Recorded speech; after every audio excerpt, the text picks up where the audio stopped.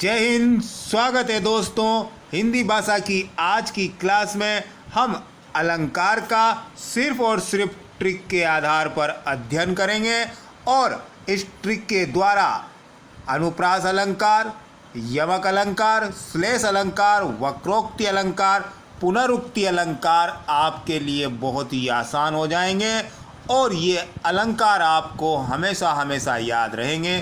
तो ट्रिक को अच्छे से समझने के लिए और अनुप्रास अलंकार, यमक, श्लेष, वक्रोक्ति, पुनरुक्ति को हमेशा याद रखने के लिए कभी नहीं भूल पाओगे। इस वीडियो को पूरा देखें और हमारे चैनल को सब्सक्राइब कीजिए, वीडियो को ज़्यादा से ज़्यादा शेयर कीजिए। तो शुरू करते हैं ट्रिक के साथ आज की वीडियो। अलंकार, सबसे पहले दोस्तों अनुप्रास अलंकार को देखिए, इसमें होता क्या है। अनुप्रास अलंकार में वर्ण की आवृत्ति होती है। वर्ण यानी अक्षर अ, आ, क, ख, ग, इन वर्णों की आवृत्ति होती है, यानी ये बार बार आते हैं। बार बार यानी कि ये बार बार रिपीट होते हैं और जहाँ पर ये वर्ण बार बार आए वहाँ होता है अनुप्रास अलंकार। श्लेष अलंकार में क्या होता है दोस्तों? श्लेष अलंकार में कोई भी शब्द या दो से अधिक शब्द भी हो सकते हैं, केवल एक बार आएगा, यानी शब्द एक बार ही आएगा, लेकिन उस आए हुए एक शब्द के अनेक अर्थ निकलते हैं। दो या दो से अधिक अर्थ निकलेंगे तो उस पंक्ति में श्लेष अलंकार होगा। यमक अलंकार में क्या होता है? यमक अलंकार में शब्द अनेक बार आते हैं, कहने का मतलब दो या दो से अधिक बार आएगा और उन आए हुए शब्दों का प्रत्येक बार अलग अलग अर्थ निकलेगा। कहने का मतलब शब्द अनेक बार और अर्थ भी अनेक निकलते हैं। श्लेष अलंकार में शब्द एक बार था, अर्थ अनेक थे। यमक अलंकार में शब्द भी अनेक, अर्थ भी अनेक। बस इतना ध्यान रखना, श्लेष में शब्द एक बार था, अर्थ अनेक थे। यमक में शब्द अनेक बार, अर्थ भी अनेक। पुनरुक्ति अलंकार में क्या होता है दोस्तों? शब्द अनेक बार आता है लेकिन अर्थ प्रत्येक बार एक समान ही रहेगा। शब्द अनेक बार आएगा, अर्थ एक समान रहेगा। इन तीनों अलंकारों में आपको अधिकतर दिक्कत आती होगी। श्लेष अलंकार में शब्द एक बार आएगा, अर्थ अनेक। यमक अलंकार में शब्द अनेक बार आएगा, अर्थ भी अनेक। और पुनरुक्ति में शब्द अनेक बार आएगा और अर्थ प्रत्येक बार एक समान रहेगा। वक्रोक्ति अलंकार में क्या होता है? जहाँ पर किसी भी बात का जवाब देते हुए टेढ़ी या उल्टी बात की जाए वहाँ वक्रोक्ति अलंकार होता है। टेढ़ी या उल्टी बात कैसे दोस्तों? टेढ़ी या उल्टी, जैसे हम किसी से कोई बात पूछते हैं और वो उसका उल्टा जवाब देता है, टेढ़ा जवाब देता है, ताना मारते हुए जवाब देता है, तो वहाँ होता है वक्रोक्ति अलंकार। इन अलंकारों को हम विस्तार से देखें, उसके पहले अलंकार क्या होते हैं, अलंकारों की हम परिभाषा देख लेते हैं। तो दोस्तों अलंकार क्या होते हैं? अलंकार काव्य की शोभा बढ़ाने वाले तत्वों को अलंकार कहते हैं। काव्य की शोभा, काव्य की शोभा का मतलब होता है काव्य की सुंदरता। काव्य हमें रुचिकर लगता है, अधिक आनंददायक, रमणीय प्रतीत होता है। जिन तत्वों के द्वारा यानी जिन बातों से काव्य में शोभा, आनंद, रमणीयता या सौंदर्यता उत्पन्न होती है, उन तत्वों को हम अलंकार के नाम से जानते हैं। अलंकार के भेद कितने हैं? अलंकार के 3 भेद हैं। पहला शब्दालंकार, दूसरा अर्थालंकार, तीसरा उभयालंकार। हिंदी भाषा एकमात्र ऐसी वैज्ञानिक भाषा है जिसमें आए हुए शब्दों से हम उनका अर्थ भली भांति समझ सकते हैं। शब्दालंकार से आप समझ गए होंगे कि शब्द के आधार पर जो अलंकार है वो शब्दालंकार, अर्थ के आधार पर जो अलंकार है वो अर्थालंकार। उभयालंकार यानी जिसमें शब्दालंकार और अर्थालंकार दोनों की विशेषता पाई जाए वो उभयालंकार होता है। इतना आपको ध्यान में रखना है। यहाँ हम इनका विस्तार से अध्ययन नहीं करेंगे, हम यहाँ पर ट्रिक के द्वारा अनुप्रास, श्लेष, यमक, वक्रोक्ति और पुनरुक्ति का अध्ययन करेंगे। लेकिन जानकारी के लिए हम इन अलंकारों का परिभाषा और प्रमुख अलंकारों को देख लेते हैं। सबसे पहले शब्दालंकार। परिभाषा शब्दालंकार क्या होता है? जहाँ कही हुई बात में, कथन में, उक्ति में चमत्कार यानी आनंद, सौंदर्यता और शोभा बढ़ाने का कार्य शब्द के ऊपर निर्भर हो, वहाँ शब्दालंकार होता है, यानी उसे हम शब्दालंकार कहते हैं। तात्पर्य कुल मिला के जहाँ कही हुई बात में चमत्कार, आनंद शब्द के ऊपर निर्भर हो, शब्द पर आधारित हो, शब्द के द्वारा हो, उसे हम शब्दालंकार कहते हैं। प्रमुख शब्दालंकारों में कौन कौन से अलंकार आते हैं? अनुप्रास आता है दोस्तों, यमक आता है, श्लेष आता है, वक्रोक्ति, पुनरुक्ति और विप्सा अलंकार शब्दालंकार के अंतर्गत आते हैं। इनमें शब्द के द्वारा ही चमत्कार, आनंद आता है। शब्द कहो, शब्द बनते हैं वर्णों से मिलकर, तो वर्ण या शब्द के द्वारा इन शब्दालंकारों में आनंद आता है, चमत्कार उत्पन्न होता है। अर्थालंकार देख लीजिए दोस्तों। अर्थालंकार शब्दालंकार में शब्द से चमत्कार हुआ था, तो सीधी सी बात है अर्थालंकार में अर्थ के द्वारा आनंद उत्पन्न होगा, यानी शब्द के ऊपर नहीं बल्कि शब्द के अर्थ के ऊपर चमत्कार निर्भर होता है, वहां होता है अर्थालंकार। कही हुई बात में, उक्ति में, कथन में चमत्कार यानी सौंदर्य बढ़ाने वाली बात शब्द के ऊपर निर्भर न हो करके शब्द के अर्थ पर निर्भर करती हो, वहां होता है अर्थालंकार। प्रमुख अर्थालंकारों में अनेक अलंकार आते हैं हिंदी के। उपमा, रूपक, उत्प्रेक्षा, मानवीकरण, विभावना, भ्रांतिमान, विरोधाभास, अतिशयोक्ति, विशेषोक्ति, दृष्टांत, संदेह, प्रतीप, व्यतिरेक, अर्थांतरन्यास आदि अनेक अलंकार अर्थालंकार के अंतर्गत आते हैं। उभयालंकार। उभयालंकार की परिभाषा देख लीजिए दोस्तों। जहां कथन में कही हुई बात में चमत्कार शब्द और शब्द के अर्थ दोनों पर निर्भर करता है। सीधी सी बात है, शब्द पर भी और शब्द के अर्थ पर, दोनों पर निर्भर करेगा, वहां पर होगा उभयालंकार। उभय शब्द एक संख्यावाची शब्द है दोस्तों। संख्यावाची कैसे? आप जानते हो उभयचर जंतु। उभयचर जंतु क्या होता है? साइंस में पढ़ा होगा आपने। जो जल और थल दोनों में निवास करते हैं, तो दोनों में निवास करने के कारण उन्हें उभय कहा। तो उभय शब्द एक संख्यावाची शब्द है, और संख्यावाची होने के कारण इसमें दो या दो से अधिक विशेषताएं पाई जाती है। तो दो या दो से अधिक विशेषताएं पाई जाएंगी। तो यहाँ अलंकार की बात कर रहे हैं, तो अलंकार तो उभयालंकार के बाद दो ही बचे, शब्दालंकार और अर्थालंकार।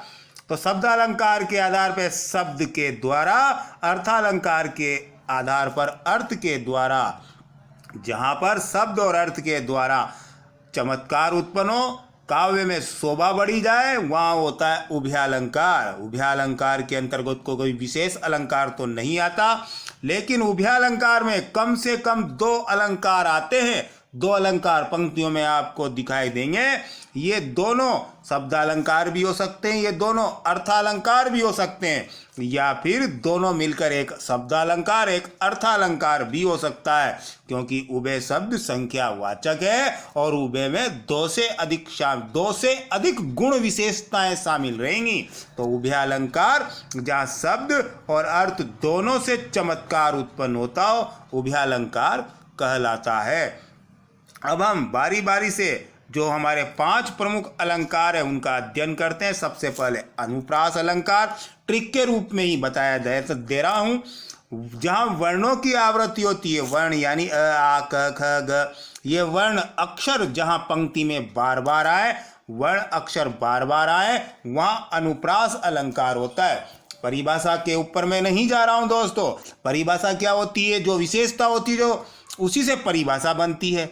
तो विशेषता क्या है अनुप्रास अलंकार की? वर्णों की आवृत्ति होती है। तो सीधी सी बात है, परिभाषा बन गई। जहाँ वर्णों की आवृत्ति होती है वहाँ अनुप्रास अलंकार होता है। वर्णों की आवृत्ति होगी, अनुप्रास अलंकार है, वर्ण बार बार आते हैं। नीचे उदाहरण देख लीजिए। तरनी तनुजा तट तमाल तरुवर बहु छाए। इस पंक्ति में त वर्ण की बार बार आवृत्ति हुई है। तो यहाँ अनुप्रास अलंकार है, क्योंकि अनुप्रास अलंकार हमें यही बताता है कि वर्ण बार बार आते हैं। यहाँ त वर्ण बार बार आया है, इसलिए यहाँ पर अनुप्रास अलंकार होगा। स्पष्टीकरण नीचे दिया हुआ है, त वर्ण की आवृत्ति हुई है, इसलिए अनुप्रास अलंकार है। अब अनुप्रास अलंकार के बारे में मैं एक विशेष बात और बता देना चाहता हूँ कि अनुप्रास अलंकार में सिर्फ आपको वर्ण बार बार आए इसके ऊपर ध्यान रखना है, यानी वर्ण की आवृत्ति के ऊपर ध्यान रखना है। साथ में क्रम से आने चाहिए। क्रम से तात्पर्य है कि पंक्ति में जैसे कि तरनी शब्द है, तरनी में प्रथम स्थान पर आया है, तो उसके बाद वाले शब्दों में भी वो कंटिन्यू यानी एकदम कतारबद्ध प्रथम स्थान पर ही आना चाहिए, तभी हम उसे अनुप्रास अलंकार कह सकते हैं। अगर ये तब बाद में आता, द्वितीय स्थान पे आ जाता, तो फिर ये अनुप्रास अलंकार नहीं होता।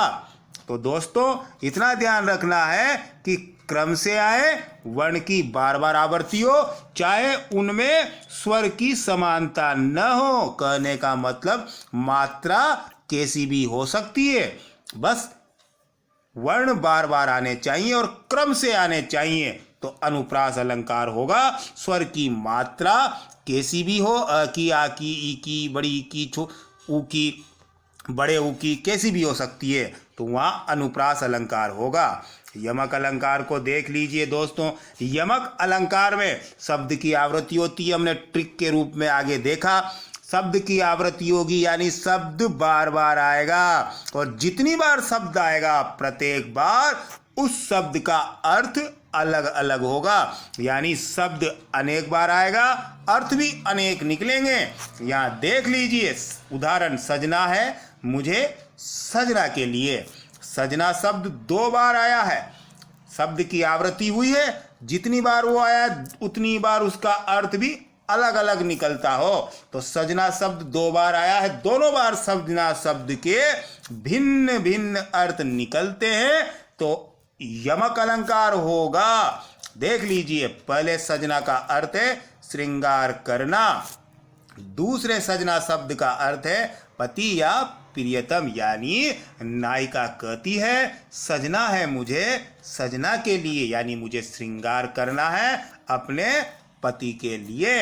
तो जहाँ शब्द की आवृत्ति हो, शब्द की आवृत्ति हुई, जितनी बार शब्द आया अर्थ अलग अलग निकलता हो। शब्द 2 बार आया, दोनों बार उसके अलग अलग अर्थ निकले, इसलिए यहाँ यमक अलंकार होगा। इतना आपको ट्रिक के रूप में ध्यान रखना है। श्लेष अलंकार में क्या होता है दोस्तों? श्लेष अलंकार में शब्द केवल एक बार आएगा, शब्द एक बार आएगा, लेकिन उस आए हुए एक शब्द के अनेक अर्थ निकलते हो, 2 या 2 से अधिक अर्थ निकलते हो, तो श्लेष अलंकार होगा। उदाहरण देख लीजिए, पानी गए ना उबरे मोती मानस चून। अब यहाँ पर पानी शब्द एक बार आया है, जिसके चले जाने पर मोती, मानस और चून इनका कोई महत्व नहीं होगा। तो पानी एक चीज के चले जाने पर मोती, मानस और चून का महत्व कैसे नहीं होगा? इसका तात्पर्य ये हुआ कि मोती अलग वस्तु है, उसकी पहचान खूबियां अलग है, मनुष्य अलग है और चूना अलग है। तो पानी का इन तीनों के लिए अलग अलग अर्थ आया है। तो सीधी सी बात है, शब्द एक बार आया है पानी, अर्थ अनेक निकले, मोती के साथ, मानुष के साथ, चून के साथ। तो जहां शब्द एक बार आए और उस आए हुए शब्द के अनेक अर्थ निकलते हो, तो श्लेष अलंकार होगा।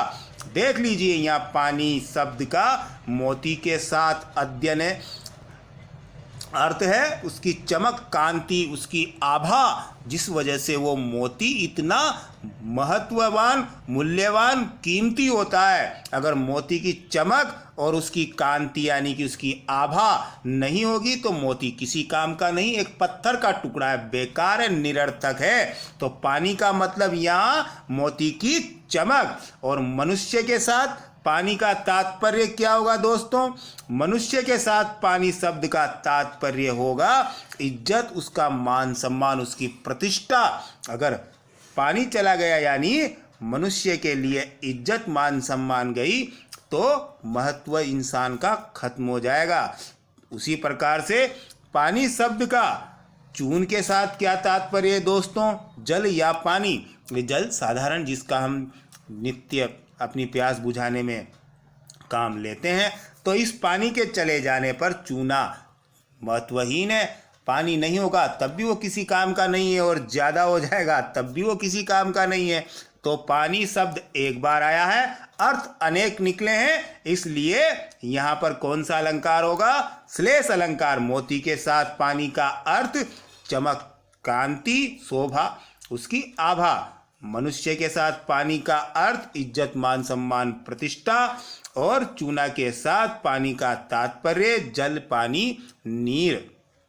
तो यहाँ श्लेष अलंकार है क्योंकि शब्द एक बार आया है लेकिन अर्थ अनेक निकले हैं। श्लेष के बारे में आपको इतना ही ध्यान रखना है। पुनरुक्ति में क्या होता है? पुनरुक्ति में शब्द अनेक बार आता है लेकिन अर्थ एक निकलता है। श्लेष में शब्द एक आया था, अर्थ अनेक निकले थे। पुनरुक्ति में शब्द अनेक, अर्थ एक समान निकलेगा। यानी जितनी बार भी शब्द की आवृत्ति हुई है, यानी जितनी बार भी शब्द आया है, प्रत्येक बार एक समान अर्थ निकलेगा। उदाहरण देख लीजिए, मधुर मधुर मेरे दीपक जल। तो यहाँ पर मधुर मधुर शब्द दो बार आया है और दोनों ही बार उन मधुर मधुर शब्दों का अर्थ एक समान निकलता है, इसलिए यह पुनरुक्ति अलंकार है। मधुर मधुर यानी धीरे धीरे मेरे दीपक जल। तो मधुर मधुर दोनों शब्द का एक समान अर्थ निकला है। शब्द की आवृत्ति तो हुई है, यानी शब्द दो या दो से अधिक बार मधुर मधुर दो बार आया है, लेकिन अर्थ एक समान दे रहा है धीरे धीरे। तो यहाँ एक समान अर्थ देने के कारण पुनरुक्ति अलंकार होगा। दोस्तों, वक्रोक्ति अलंकार को देखिए, पहचान क्या है इसकी? जहाँ टेढ़ी उल्टी बात की जाए। जैसा अभी हमने बताया था, टेढ़ी बात से क्या तात्पर्य है?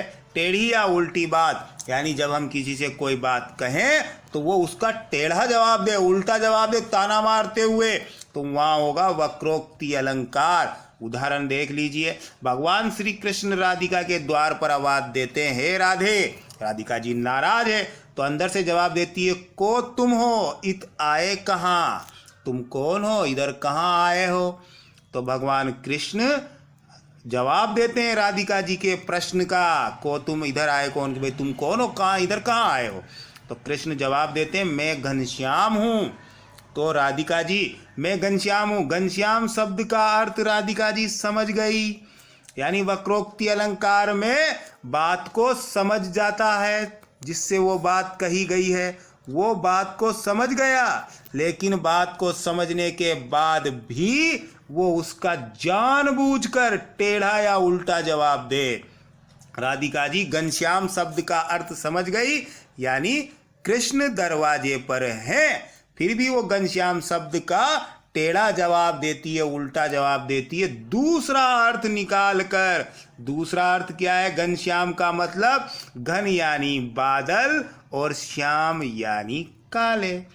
तो घनश्याम का क्या अर्थ लगाती है वो?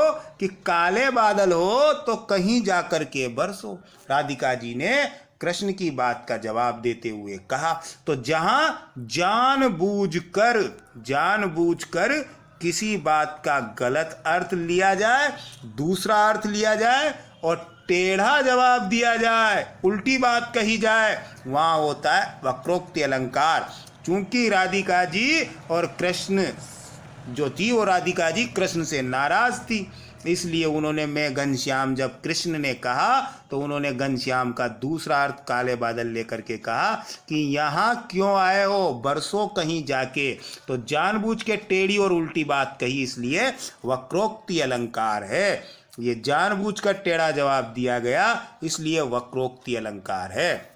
दोस्तों, इन अलंकारों को ट्रिक के रूप में वापस देख लीजिए, क्योंकि श्लेष, यमक और पुनरुक्ति में अधिकतर दिक्कत आती है। तो अलंकारों को देखते हुए देख लीजिए। अनुप्रास अलंकार में वर्ण की आवृत्ति होती है, क्रम से आने चाहिए, चाहे उनमें मात्रा कैसी भी लगी हुई हो। वर्ण की आवृत्ति, वर्ण अक्षर बार बार आएंगे, क्रम से आएंगे। पहले स्थान पर है शब्द में तो उसके बाद वाले शब्द में भी पहले स्थान पर। श्लेष में शब्द की आवृत्ति शब्द एक बार आएगा, अर्थ अनेक निकलेंगे। शब्द केवल एक बार, पुनरुक्ति में शब्द अनेक बार, अर्थ एक समान। शब्द एक बार था, शब्द अनेक बार है, अर्थ इसमें अनेक थे, इसमें अर्थ एक समान है।